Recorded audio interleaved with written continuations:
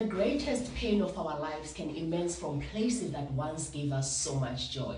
I am Triumph Mbiva and welcome to Triumph TV, a platform where we share our stories and vulnerability to evoke hope in the society. I never knew that pregnancy, a moment to be celebrated, can bring so much distress and uncertainty to a woman's life in our nowadays world. Today's guest has been gracing our TV screens from her days on Scandal and one of the popular TV comedy show #TBT. Help me welcome Gabisile Tshabalala. Mam Simang. No, Kongolo. Gabisile Tshabalala Kongolo. Hi, Preggy. Hi. How are you? Good, and you? Good. This pregnancy, I don't know about the first one, but this one looks good. I wouldn't fire you myself. That's funny. Lol. Preggy, we could not help but pay attention to #SoWhatI'mPregnant. And I've seen a lot of women have been engaging with you in it. Can you please tell me more about, or someone who does not know what the message that you're trying to take out to the public? Okay, so basically the campaign is called So What I'm Pregnant because of what I have experienced in the past. In fact, it's to raise awareness for women who are being discriminated in the industry, and not just my industry, but the industry as a whole, like everywhere, every workplace and all around the world. Because I did research even about what's happening outside South Africa, and there's women, especially women of color, who are being discriminated for being pregnant in the workplace. You are talking about what happened to you. Can you briefly share with us what happened to you? Basically, to cut the long story short, I got fired at Scandal because I was pregnant. Okay, yeah. So this time around, did you then realize that this thing is actually going on not only for me, not only in my industry, but exactly how is it going to help? So what I'm pregnant, how is it going to help another woman? I'm in the workplace and I've got threats that I might be fired because I'm pregnant. How is this campaign going to help another woman out there who does not know what to do with the situation? So, like I said, the campaign is raising awareness of the rights that women have while they are pregnant. So I've noticed that most women are actually getting fired because they don't know their rights. That is very true. And because you're not allowed to get fired. It doesn't matter what job it is. Yeah. You can be picking up boxes somewhere and then you fall pregnant. They're not allowed to move you because of pregnancy. What they're supposed to do is actually make the workplace more comfortable for you. Actually, yes. What causes then our bosses to think that they need to excuse us when we are pregnant? Is it a stereotype? Because we don't know our rights. And the minute you start talking too much, then they get rid of you, and we don't know the next step from there. Okay. So that's what the campaign is all about, is to tell you that, okay, fine, let's say that you get fired. Then where do I go? First start with HR. If HR can't help you, go to CCMA. But do you think it's a stereotype? I want to go behind, I'm a boss now, maybe I'm a male and someone is pregnant. Do you think there's a stereotype that when you're pregnant, you are not effective? What do you think causes someone to think you can't perform? I don't know. I think it's just the stereotype, like you're saying. And again, what's weird is that it's not just men doing that, it's women. Mostly it's women doing that, saying no, now you've become lazy, but understand that I am carrying someone else, so make the environment more comfortable for me. If you know that my working hours were 12 hours, at least cut them down for me. All right. So let's speak specifically to your industry. Here I am, I'm a scriptwriter, I'm a director, and I've just said you are going to play the role of Thuli. Thuli is the name of Mother Teresa, someone who's going to set the content, not going to fall pregnant, and then Gabisile walks up tomorrow and says, I'm pregnant. What do you think I should do? I've invested so much in this piece of work, and I've hired you, you are not pregnant, and this is your role. What do you think I should do from there? There's so many angles that you can take this from. Either change my wardrobe, or shoot as much as you can, or hide it with the camera. I mean, there's so many American women that have shot things, that have shot movies, that were in movies, but they were not showing that they were pregnant. They hide them. Use this. Be creative. You're a writer, you're a director, be creative. So, but does that now responsibility falls on me? 100%. Wow. All right. Let's cut it there. You decided from Scandal when you were fired to take a break from the industry. While we thought you were fired, you are saying you decided to leave. We don't know, you took a break. You didn't think of just changing your career. I think you would make a nice PA. Why didn't you think of just changing the entire career to doing something else? Because I felt like this is my calling. It's like telling a doctor and saying that, okay, because now you are pregnant, then go try acting. Oh, okay. You know, like, but that's not what I'm called for. That's not what I studied. This is what I want. But now you realize that you're a woman. You want to get married, and now and again, I don't know how many kids you'd like to have. You want to be pregnant. Didn't you have the fear and the discouragement that it means that every time I'm pregnant, I have to lose a job? Didn't you go through that emotional state?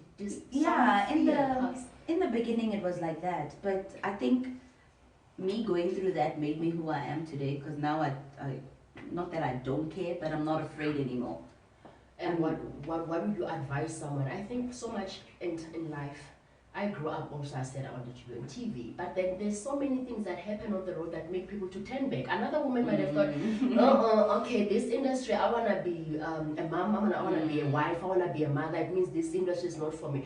What advice would you give them to that point of yours whereby you said, I just told myself that this is my calling and I'm not going back? What advice would you give someone who have turned back in their dreams because of such circumstances? So one thing that I've realized is that we've also depended so much on getting jobs instead of creating jobs. Hello, so exactly. So now, I mean, there's nothing you can be afraid of now. You can be a mom freely. You can be pregnant freely. You can shoot while you're pregnant. So you can carry on with your dream. And I mean, now there's social media. You can put your stuff on social media. Let's stop depending on going to auditions and finding a job, but let's now look at creating our own jobs to be free. Speaking about creating, do you think we've got enough platforms? I'm creating Triumph TV. Do you think we've got enough platforms to display? We've got social media lists. Do you think that is enough to create? It's the biggest right now. It's so big, and I think some people are, maybe they don't realize how big it is, and they don't know how to work around it and to make money out of it. They still want someone to hire them. To hire them, or and come with all these conditions of you can't be like this. Social media has taken over, honestly. More people are here than on screen. That's very true. I mean, you wake up in the morning, you don't have time for TV, but you can always... Yes, on your phone. I mean, you look at influencers. They are doing bigger things than people that are acting or singing. And they're getting more money. Did you ever encounter in the same industry? I believe the TV industry or the entertainment industry is very attractive, but we don't really know, as a young girl, when you wish to be there, we don't really know the insides of being there. Is there any other things or any other discrimination that you felt like you experienced, or anything that was like a red flag within that industry? There's so many. Like, you get a lot of caste couching. Which means you get a job because you slept with someone. So your audition is on the couch, or your audition is in a hotel, or in a car. And that's what Rami Trainee tweeted about a couple of weeks ago. Yes. And she spoke about that. She's like, people are going to get exposed. And I'm for that. Let's expose them, because now you moved from an extra, next thing you are a lead character. From where? And your acting is not even proper. And another lady just, I think I saw it on Instagram, spoke about the formalities. She was actually addressing HR, saying the bad thing is that you even still call those auditions. And I come from a village in Justicia. I borrow money. And I had to go sleep at someone else's house. Even I've slept in the taxi rank before. You sleep inside the taxi. But already you know that role is for Gabisile, but you still carry on calling us to come audition. I don't think it's... What do you think? What is the future in this industry, especially for women and young girls? What do you think is the future, the way forward? If we're not gonna start doing things right now, and at some point, I do understand some women are really, really desperate, you know. It's easy to judge from the outside, to say, oh, you slept and you got the job. But some are like, this is the only way, or I thought it was the only way, you know.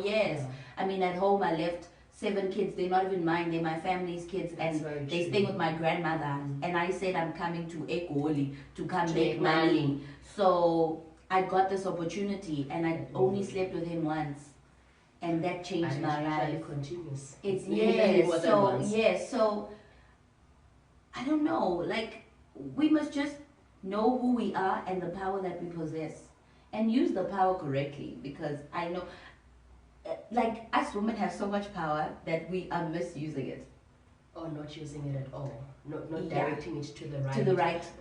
What to the we right do thing. is tell us about gossip and fighting each other. 100%. And we do not use that energy to fight things that are actually depressing or oppressing Yes. us.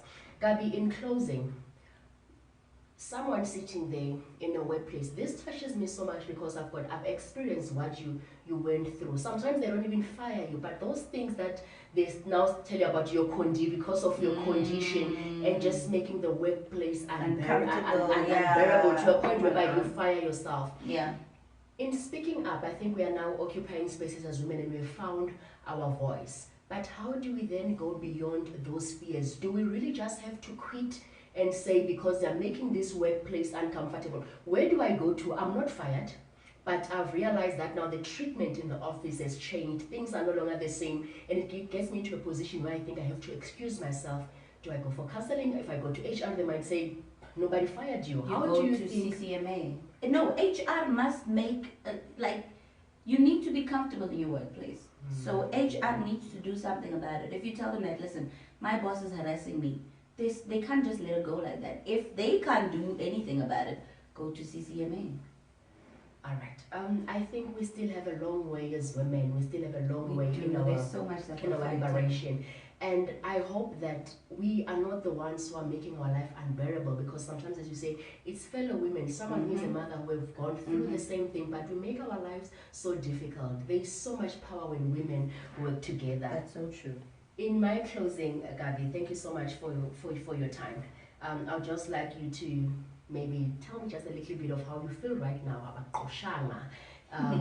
Fortunately, so how do you feel right now, and what is the message that you can maybe share with other producers on that I'm capable, I'm here, I'm pregnant, and I'm capable, so that they can know that when someone falls pregnant in that space, they can still perform? I don't know. I think the hashtag explains it all. So what? I'm pregnant. That's it. It does not crippled. No, I'm not. I'm not. What's the? I'm looking for the pregnancy. I'm not incapable. Yes. Is that the right word? Yeah. Because you are capable and then you are incapable. Yes. Yeah. Yes, because I don't want to say crippled, because there are people that are crippled and they can still work. So I want to use the word incapable. Unable to perform. Yes, I am able to perform. And yes, there are times where I'm going to get moody. Yes, there are times where I'm going to get tired. And yes, there are times where I won't do as much work as you would want me to do, because sometimes they put too much pressure. Like you said, they put too much pressure on you to a point where you're like, no, but you know that I can't do that. Even if I wasn't pregnant, you know that I couldn't do that. But so they try and make things uncomfortable for you so that you can leave. So let's just work together. This is a blessing. I'm bringing something into this world. What the hell? So let's just work together, especially with women. I feel like us women are making men disrespect us because we don't stand together. That's very true. That's what I've realized, that actually the most discrimination that we go through is not from men. It's women against women. Yeah. Let's end the girl hate. Yes, 100%. She has seemingly become the voice to the voiceless and gave hope to those who thought there is no hope and way out when I'm pregnant and I'm in the workplace. We can no longer be silent. We are the voice. We have the voice, and we have to use it to empower, to bring about change in our society. That is Triumph TV, bringing change and hope in the society. Till we meet again, Misalakahle.